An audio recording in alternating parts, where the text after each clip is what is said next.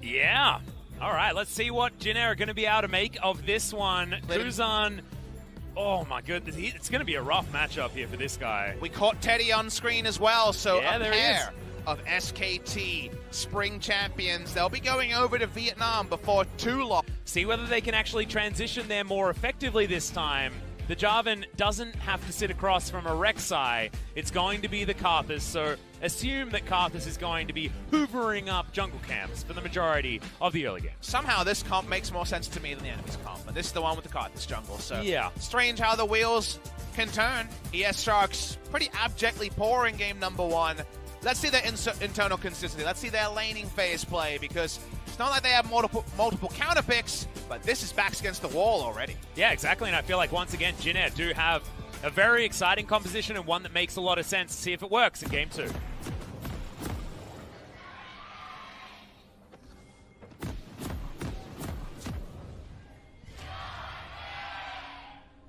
They're moving on up, and ES Sharks have left 2 members here. Oh my goodness, all 5. Nova thinking about the face check, does land the tongue lash, so catch. They know where he is. Vision is given, but now they're getting routed. Kuzan wants to try and get in there. Jisoo comes forward. He's going to eat one of his corrupting potion charges as catch. That's not your turret. And that's first blood going over to Nova. This is called Hell in a Handbasket, Pub Smithy, and this is a really bad time. I think it's just hell. Yeah. It's going to be... GP is going to be building damage, so it's sort of comp where Corki should find lots of inroads in the mid lane. Yep, Grace going to get knocked up, does use the flash. Kuzan immediately flashes after and makes it into the brush, sees, comes on forward, gets the movement speed like you say. From the Rift Scuttler, catch comes forward, sees, grabs one, flashes. It's 1 kill for Kuzan, but the Death Defy is in there, and that saves Grace's life. 1 for 1. Doing some work there as well as Guga getting chased out of his own jungle by a Karthus, which is just ridiculous. He loves Skittles on the side of the Thresh. Light comes on forward. He's going to need it as Nova. He flashes on in. He has the damn... Oh, this is just ridiculous. Root flashes forward. Light grabs one of the kills. The Wall of Pain not going to find the snow. The Death Defy comes forward. It's a good knock-up there from Catch as Root is trying to do what he can, but the Smite will keep Catch very much alive here underneath his inner turret. Remember, guys, this whole while, Jinx has been denied about 2 minion waves. I didn't watch Expendables 2, but I feel like I'm getting it now, Atlas. That's exactly right, and Root is certainly in that line of fire. He's trying to do damage to Catch, but Kuzan's here. He's still got that red buff like we were talking about before. His Corki is real strong. 2-0 now. And this game is really weird. If you turn the first 5 minutes, either a 30-minute VOD review or a 0-minute VOD review. You know what I mean? Well, this is what happened earlier. A lot earlier. A conga line of action. Grace was so desperate to get to the movement speed to get the hell away from this. Cease decides to go all in, which, you know, is a decision you could make. You should admit that Dark Harvest is the unique thing he's getting, right? Because if people get low and lots of damage is gone left and right, you'd like Karthus getting the Dark Harvest stacks, and he does scale better with gold. Speaking of Karthus, this is quite deep. It is, and the Wall of Pain did a lot of work there, but thankfully the hook lands, and Guga does get that aftershock, but and everyone just wants to keep inside the belly of a Tahm Kench. Yeah. Same thing with the Crow Storm as well, for you 6 players at home. And Root, the culling. Root has the only moment of skill in this. It's the actual Q, which is very, very nice, and Corki, the Corgi does go for a big walkies to the bot lane and find a kill. Yep, and feeling pretty comfy there, but Jisoo went back home finally. Has the Sheen built up, as well as the Ninja Tabi for some extra movement speed and damage reduction. Not often comes you on take over. the Drake next to Tahm Kench Varus, but here we go. Yeah, Flame Chompers are down, but the ultimate lands there from Light. Trying to do what he can. Kuzan dives forward with the package. He's flashing, he's trying to get on top. As Grace gets 1 kill, but it's a double for the Jarvan. Requiem does basically nothing there as Kuzan's able to get out behind enemy lines. Nova's hunting him down, Grace there as well. I have a feeling that the Corki's not going to get out of this one. Does get in there, but there's the ult. Grace will be able to get rid of Kuzan eventually. It was an odd use of his spells, but eventually all of them piled on top of the Corki was enough. Does go the way, I believe, of ES Sharks. It might have even released, who knows. The Drake wasn't the point by the end. Opting into a fight with these lane assignments, specifically Varus Tahm Kench, was a very curious decision, but the Corki gets there so much earlier. at the start of this fight, it's trade of kills. Both mid laners pick up a kill. The Requiem looks like it doesn't do a lot, but it actually gets me onto 2 slivers of health. Yeah. One gets away, the other one going to ruin what Jin want to be doing. As Linderon going to get flashed on, Slicing Maelstrom comes in, Cannon Barrage not going to be enough. That was so close to a solo kill from Jisoo. I guess he just tried to instant cast the Cannon Barrage, but flashes up. He's exhausted on Kuzan. Well, Light does take the Dark Passage, the flash in. It is going to be the Death Mark that locks down the kill with the help of the Piercing Arrow, and he's right back to safety is Grace. He found a secondary LeBlanc. They used to luck to get 1 kill. It's definite super overkill between the two. There was no exhaust between the duo. Top side. Yeah, going to try and make it a 1-for-1 here as Linderon's trying to get these autos in there. Okay, he's doing all right. Bilgewater Cutlass is finally used onto Catch, and that means that he has to get out. Lightning Rush is there, and peak. Yeah. They had Death Mark available, but wasn't really about the single pick. So watch the investment here.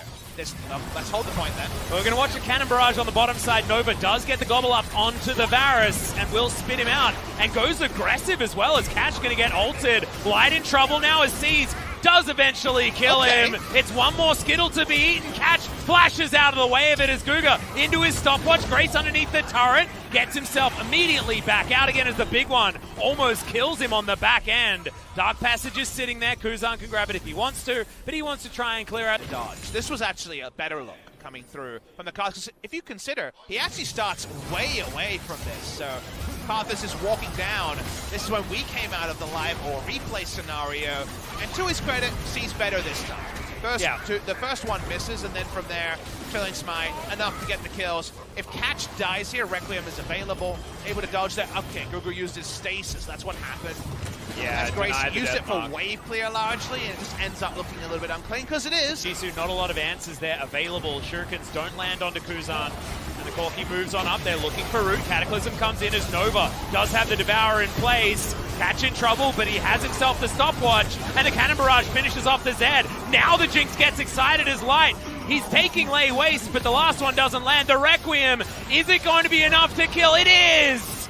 Not able to lifesteal enough, and ESS is still going to move up and try and get some damage on these turrets. Double pan is successful there. Jisoo teleports away.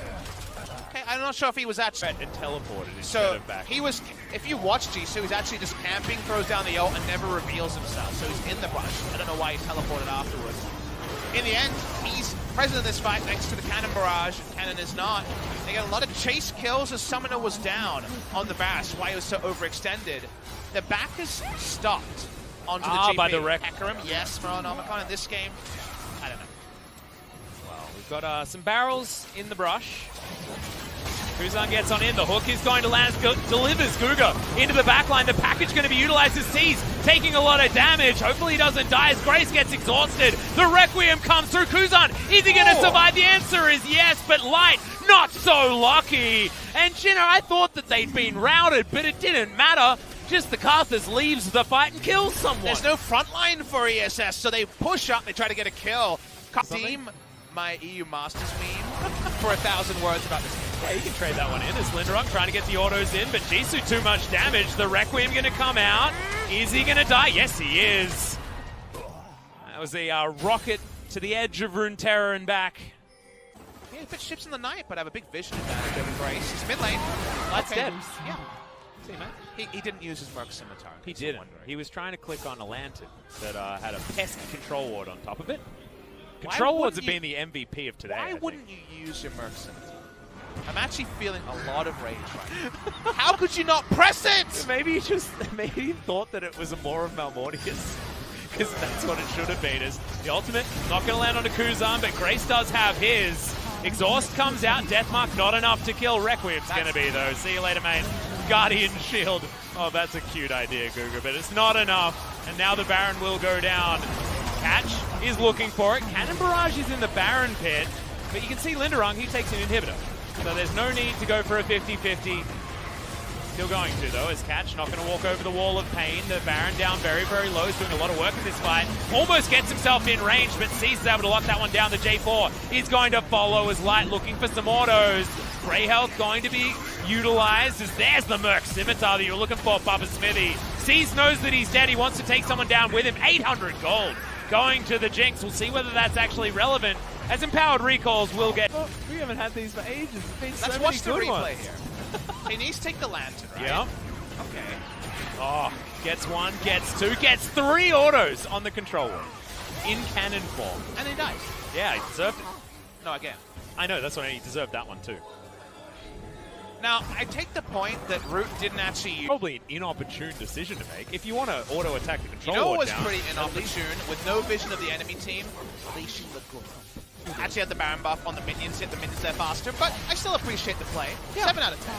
I mean, all of the inhibitor turrets have gone down. Linderong uses Lightning Rush to get himself out of the way. Light does have a good Mercurial Scimitar. That is a devour opportunity for Nova that's very, very easy. And Jin Air not going to get punished whatsoever. 2 inhibitors fall down with no response. ES Sharks, a lot of desperation, but not a lot of action as Grace gets an electrocute proc to get the win. Light also going to be going down here as the ultimate's in. Linderong, remember, that ult doesn't do a lot of damage, but it still looks like it does, as he does fall, but the sacrifice is not going to be in vain. At 2-0 for Jin Air, and they'll meet KT in the winners match on Thursday. It was a series, Atlas. It was a hell of a series between Jin Air and ES Sharks. I think ES Sharks must have been having some stage nerves because they were really, really poor today.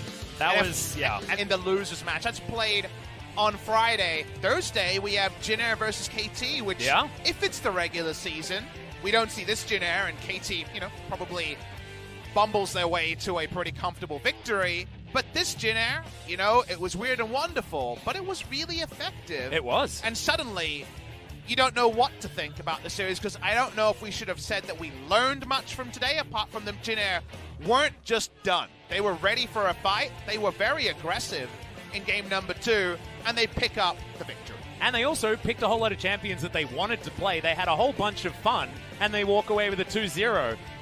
When you look at KT's series against VSG, which are theoretically the worst team than ES Sharks, they looked sloppy in some of their team fights. They played very slowly, especially in game number 1.